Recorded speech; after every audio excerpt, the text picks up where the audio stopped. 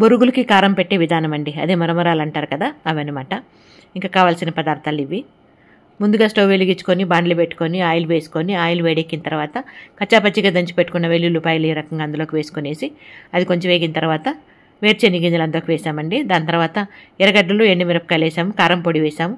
ఇవన్నీ కూడా మొత్తం కలుపుకొనేసి టేబుల్ సాల్ట్ కొద్దిగా వేసుకున్నాం, సరిపడా పసుపు, ఇవన్నీ కూడా కొంచెం వేయించుకున్న తర్వాత శనగపప్పు, తినే శనగపప్పు అందులోకి వేసామన్నమాట.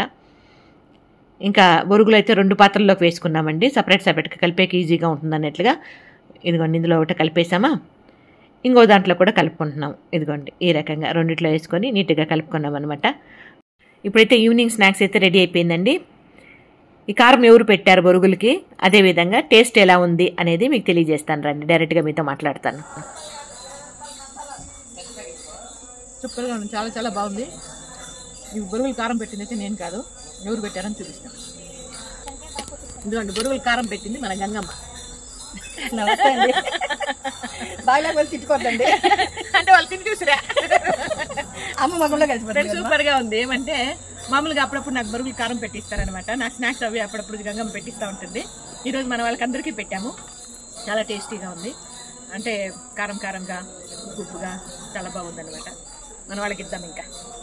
ఇంకా అందులో వేరుశెనగ గింజలు కూడా వేసాం కదా, కొంతమందికి అయితే 1-2 పళ్ళే ఉంటాయి, కొంతమందికి బొత్తిగా పళ్ళు కూడా లేకుండా ఉంటాయి. వాళ్ళైతే దాన్ని ఏరి పక్కన పెట్టుకునేసి ఒక్క రోల్లో దంచుకొని తింటారండి. ఒక్క రోలు ఉంది కాబట్టి దంచుకొని తింటారు, లేకపోతే వాళ్ళకి ఇంట్రెస్ట్ లేకపోతే పక్కన వాళ్ళకి ఇచ్చేస్తారు ప్రేమతో.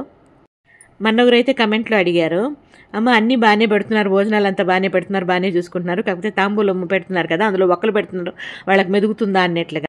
ఇంత చేసే నాకు ఆ చిన్న విషయం తెలియదండి.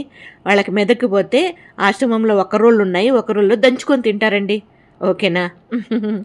అంటే మీరు అడుగుతారు కానీ, కాకపోతే ఒకసారి అనిపిస్తుంది, అరే ఆ మాత్రం కూడా వీళ్ళకి అర్థం కాదా, అరే అమ్మ ఇన్ని చేస్తూ ఉంది కదా, వాళ్ళకి ఒక్కలు మెదుగుతాయా, మెదుగో, వాళ్ళు ఏ రకంగా తింటారు అనే అమ్మ ఆలోచన చేయదా, మంజులమ్మ అన్నట్లుగా ఆలోచన చేయరా, అది ఎట్లా అడిగేస్తారు అన్నట్లుగా. కొంతమంది అంతే, ఆతృత్ అన్నమాట, ఆలోచన చేయకుండా ఆతృత్తో అడిగేస్తారు, దాన్ని ఏం చేయలేము.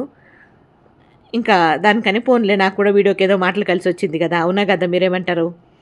అంటే అభిమానంగా అడిగేవాళ్ళు ఉంటారు, కొందరు అమాయకంగా అడిగేవాళ్ళు ఉంటారు, కొందరు వెటకారంగా అడిగేవాళ్ళు కూడా ఉంటారు కదా.